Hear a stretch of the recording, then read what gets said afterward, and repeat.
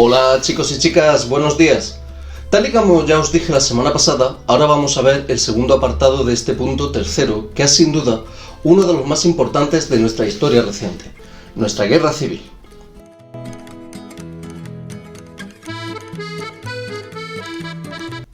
En primer lugar, tenemos que tener claras cuáles fueron las causas del conflicto, pero de forma breve, ¿recordamos qué es y en qué consiste una guerra civil? Vamos a ello.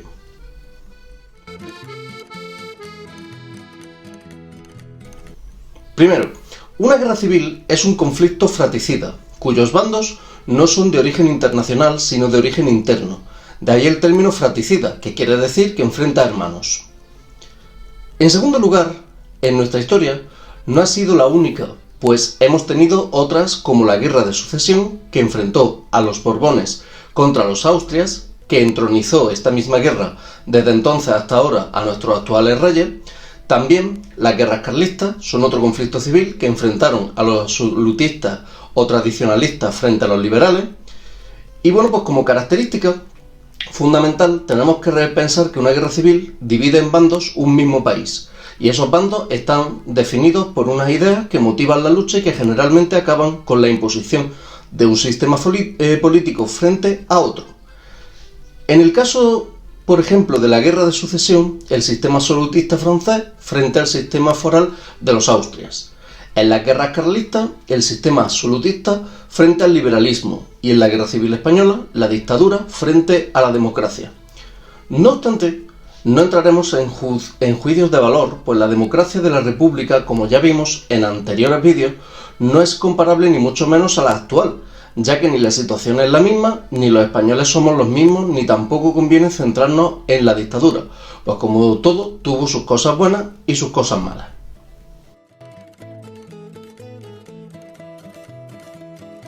Bien, pues vamos ya a las causas de la guerra propiamente dichas. En primer lugar, debemos separar las causas remotas y detonantes. Evidentemente, las remotas son aquellas que polarizaron la sociedad en dos grandes grupos, la derecha y la izquierda, así como las causas externas que agravaron la situación. Cuando se proclamó la República, Alfonso XIII abdicó, es decir, renunció a la corona, pero no a sus derechos dinásticos. Muchos, que no aceptaban la nueva legalidad republicana, sostenían que España era un reino y que debía buscarse la restauración de los Borbones en manos de un hijo de Alfonso XIII, don Juan de Borbón, el padre del rey emérito don Juan Carlos. Esta podría ser la primera de las causas, el rechazo de los tradicionalistas del sistema. En segundo lugar, la República no fue capaz de contentar a nadie con sus medidas y se creó enemigos dentro incluso de sus propios partidarios, que no tardarían en querer destruirla para radicalizarla. Por parte de las derechas, el ejército rechazó las reformas territoriales que daban autonomía al nacionalismo catalán, vasco y gallego, así como los regionalismos como el andaluz, ya que consideraban que podrían partir la unidad de la patria y por tanto se mostraron contrarios a ello. Otro de los rechazos que los militares promulgaron fue el hecho de someterse a la voluntad popular, pues consideraban que el pueblo no era capaz de dotar al Estado de un gobierno capaz de defender a España como ellos lo harían. Finalmente, ya con esto acabo con los militares, la herencia de la guerra de Marruecos y de la dictadura de Primo de Rivera harán que tengamos un ejército con muchos mandos que surgen de la guerra y por tanto, según el criterio de la República, hay que retirar a esos mandos para evitar posibles deslealtades, pues muchos de ellos son partidarios de regímenes donde el ejército tenga poder.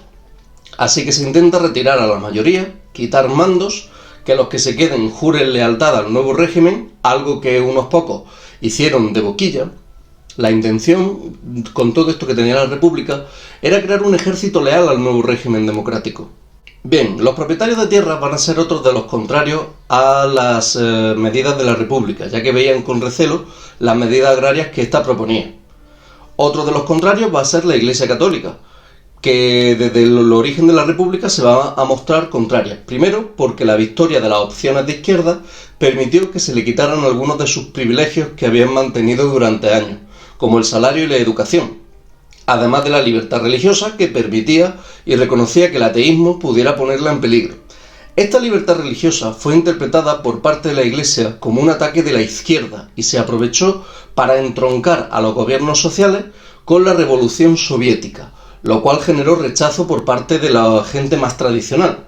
En esta época empezaron a profanarse iglesias y algunos conventos, lo cual fue utilizado contra la República, apoyando esta idea de que este sistema permitiría pasar el comunismo a España, lo que generó miedo incluso en los izquierdistas, sobre todo en los más moderados. En cuanto a las izquierdas, tenemos que tener en cuenta que las opciones más radicales entendían que las medidas de la República fueron insuficientes y se tomaron la justicia por su mano. La toma de tierras que costó el gobierno a los progresistas y la Revolución de Asturias, duramente reprimida por el ejército, contribuyeron a crear enemistad entre el pueblo. Y a esto le tenemos que sumar la radicalización que estos actos generaron en la izquierda y la derecha, que fue casi rozando los totalitarismos. Todo esto constituirá la segunda de las causas. La tercera y última de las causas remotas fue la situación exterior.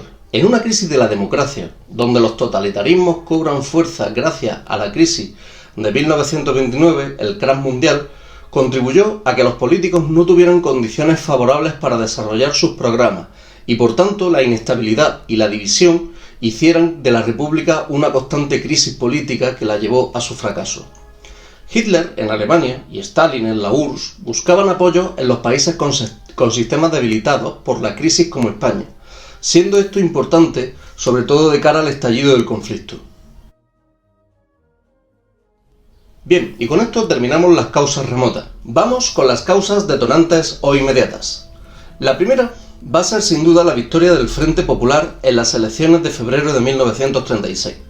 Esta victoria de la izquierda sobre la derecha hizo que se retomaran los proyectos rechazados durante el gobierno de Lerroux.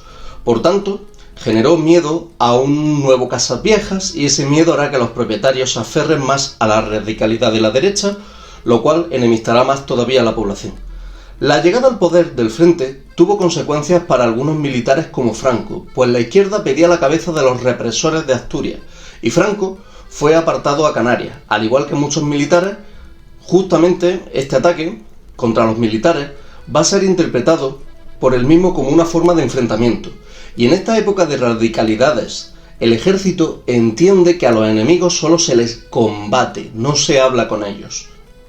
La segunda de las causas detonantes fue precisamente la conspiración militar surgida de esta acción del Frente Popular y que va a estar dirigida por Emilio Mola, que movilizará al ejército cuando éste proclamó el manifiesto del 18 de julio. Y gracias a la llegada de Franco a Marruecos en el vuelo del Dragón Rapid, se pudo movilizar al ejército mejor preparado, que era el de Marruecos.